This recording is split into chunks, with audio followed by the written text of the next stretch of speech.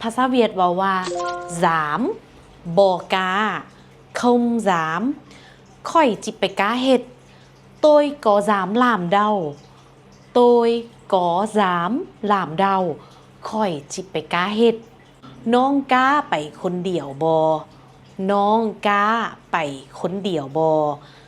em có dám đi một mình không em có dám đi một mình không ไผจะกล้าเฮ็ดเรื่องแบบนั้นไผจะกล้าเฮ็ดเรื่องแบบนั้น ai dám làm chuyện đó ai dám làm chuyện đó น้องบอกกล้าเว้ากับหัวหน้า em không dám nói với sếp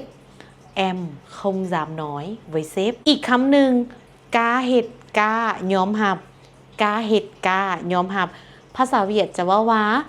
dám làm dám chịu dám làm dám chịu โอเคสำหรับนักเรียนคนใดที่ว่าสนใจเรียนภาษาเวียดไล่หัวข้อกว่านี้เนาะนักเรียนสามารถเรียนภาษาเวียดกับปืม30 นาทีเรียนภาษาเวียดโดยตัวเองหัวนี้ได้เนาะหัวนี้จะสอนตั้งแต่พื้นฐานจนฮอดระดับกลางใครสนใจทักหน้าโปรไฟล์ได้เลยและสำหรับผู้ใดที่ว่าอยากจะเรียนภาษาเวียดแบบออนไลน์ซึ่งหน้าหรือว่าเดี๋ยวนี้เนาะก็มีโปรเจกต์พิเศษคือเรียนภาษาเวียด30 วิดีโอเนาะเรียนภาษาเวียดโดยวิดีโอ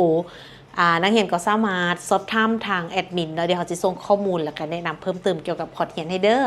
โอเคพบกันใหม่ในวิดีโอต่อไปบ๊ายบาย